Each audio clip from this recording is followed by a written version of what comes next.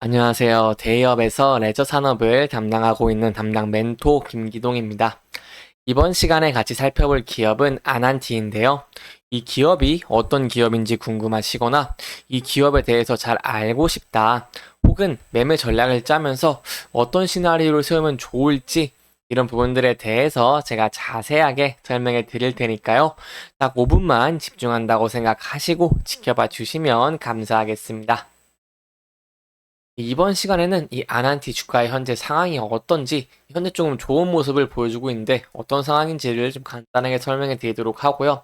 이 아난티 같은 경우에는 이 주주 환원율이 낮아서 거기에 대해서 좀 의견이 많은데, 이 ESG로 이 낮은 주주 환원율이 왜 이러는지, 그리고 어떻게 하면 이 리스크를 좀 해소할 수 있을지 이 부분에 대해 설명해 드리고, 이 또한 중기적으로 저희가 어떻게 대응을 하는 것이 좋을지 이런 부분들에 대해서 조금 자세하게 알아보는 시간을 가져보도록 하겠습니다. 이 아난티 같은 경우에는 금이 이렇게 0.15% 정도 좀 하락을 하는 모습을 보여주고 있는데요. 이 아난티 같은 경우에 이 높은 실적을 내다 보니까 그만큼 조금 주가도 좀 올라주다가 현재는 좀 조정을 받고 있는 모습을 보여주고 있습니다. 특히 좀 저희가 주목해 봐야 될 부분은 이런 주주 환원 이런 부분이겠죠. 이 아난티 같은 경우에는 주주 환원을 좀 많이 하지 않아서 무려 20년 동안이나 배당을 하지 않았습니다. 그렇기 때문에 그런 부분에 대해서 이 주가도 조금 지지부진한 모습을 보여주고 있다라고 할 수 있겠고, 이 현재는 그런 부분에 대해서 이런 소액 주주와의 법적 분쟁을 통해 좀 해결을 하려고 하고 있습니다. 그렇기 때문에 아난티 같은 경우에도 조금 주가도 좀 오르고 있는 이 그런 긍정적인 모습을 보여주고 있다고도 볼 수 있겠는데요. 아난티 같은 경우에는 이 8월에 좀 역대급 실적을 좀 낸 이후에 하락 추세를 이어가다가 현재는 하락 추세를 벗어나고 높은 거래량과 함께 좀 주가가 상승하는 견조한 모습을 보여주고 있고요. 현재 좀 조정을 받고 있다고 생각을 할 수 있지만 이 조정 자체도 좀 건전한 조정이라고 할 수 있습니다. 이유가 이 종가 같은 경우에 항상 전날과 좀 비슷한 모습을 보여주고 있기 때문에 그만큼의 이 매수세가 좀 탄탄하다라고 할 수 있겠고, 현재 61선 위에서 아난티의 주가가 형성하고 있는 모습을 보여주고 있어서 저희 단기적으로는 이 61선이 무너지는지 그 여부를 지켜보고 접근을 하시는 게 좋을 것 같고요. 이 61선을 좀 지지를 해주면서 주가가 다시 상승을 해준다면은 제가 상승 추세를 좀 기대를 해볼 수 있겠습니다. 하지만 또 리스크적인 부분도 설명을 드려야겠죠. 이 60에서는 좀 이탈을 하면서 무너진다고 한다면은 저희가 좀 추세적인 하락도 좀 리스크적으로 좀 접근을 해봐야겠고요. 이 주봉 같은 경우로 아날티를 본다면은 현재 이 바닥권을 형성해 있지는 않습니다. 그렇기 때문에 5천원까지도 좀 열려 있다라고 좀 볼 수 있겠고, 만약에 5천원이 이탈하면 주가가 하락을 한다고 한다면은 이 전 저점을 좀 뚫고 이탈하는 모습이기 때문에 그 부분에 대해서도 좀 신중하게 접근을 하는 것이 좋을 것 같습니다. 제가 이렇게 차트에 대해 설명을 드리는 것은 제 견해일 뿐이니까요. 이 권유라고 받아들이지 마시고 그냥 참고만 해주시면 정말 감사하겠습니다. 그리고 구독도 한 번씩만 부탁드리겠습니다. 이 아난티 같은 경우에 주주 환원율이 제가 낮다고 설명을 드렸습니다. 그렇기 때문에 낮은 주주 환원율로 인해서 이 ESG 라난티가 좀 밀리고 있는데 ESG가 좀 상반이 되고 있습니다. 이 ESG 같은 경우에는 국민연금이나 이 국내 기관 투자자들이 투자를 할 때 고려하는 좀 요소 중에 하나라고 할 수 있겠는데요. ESG는 환경, 사회 지배 책임, 사회적 책임, 그리고 지배 구조 이렇게 세 가지입니다. 그렇기 때문에 이 일부 기관 투자자들은 이 자체 평가 모델이나 타 평가 기관의 이 ESG 등급을 활용해서 이 투자 기업을 선정을 하거나 이런 비중을 좀 결정을 하고 있습니다.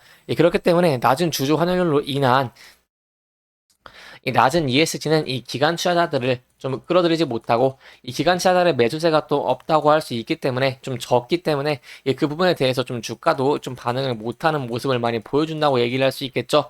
그렇기 때문에 이 부분이 좀 해결이 된다고 한다면은 저희가 토치적인 상승도 기대를 해볼 수 있겠습니다. 여기에 대해서 주주환원 정책에 대해서 좀 더 설명을 드려보자면은 이 주주환원과 관련된 이런 지배구조 이 평가에서 좀 아난티 같은 경우에 낙제점을 받았는데요. 이 지난해 아난티는 이 D등급을 받았습니다. 한국 ESG 기준원에서 D등급을 받았는데 이 D등급은 7개의 기준이 있는데요. 이 S에서 D등급입니다. 그렇기 때문에 가장 낮은 등급을 좀 받았다고 할 수 있겠고, 이 아난티는 3년 연속 이 지배 구조 부분에서 좀 낙제점을 많이 받았습니다.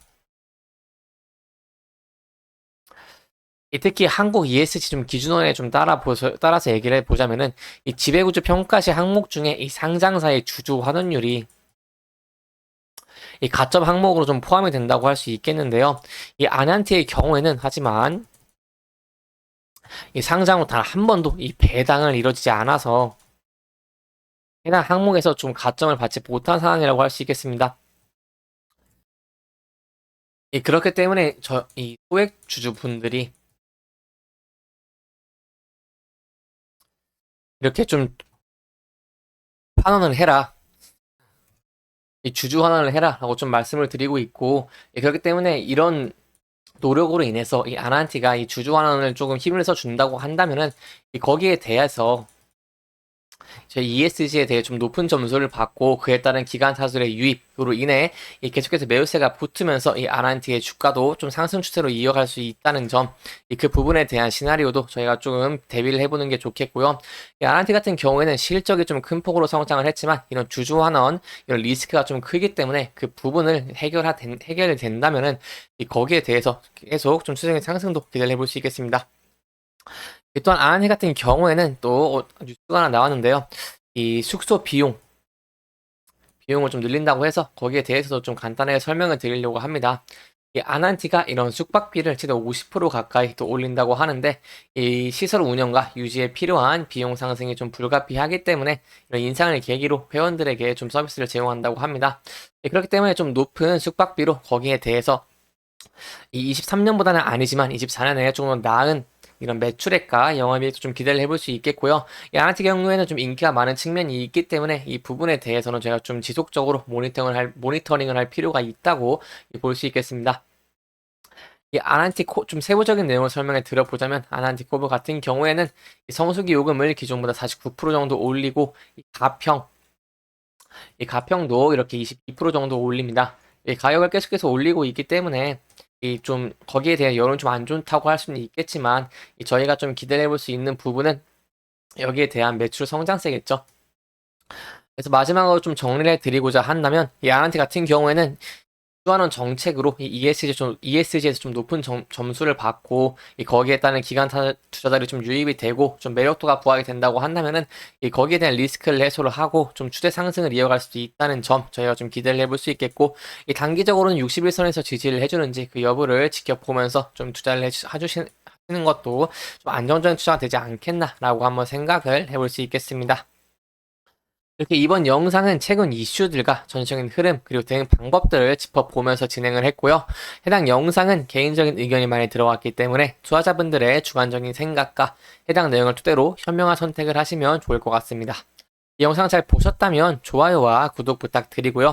해당 영상뿐만 아니라 대기업에서는 그 누구보다 열정적인 멘토들이 많으니까요. 부디 타 종목의 영상도 시청해 주시길 바라며 오늘 영상 마무리하도록 하겠습니다. 끝까지 시청해 주셔서 감사합니다.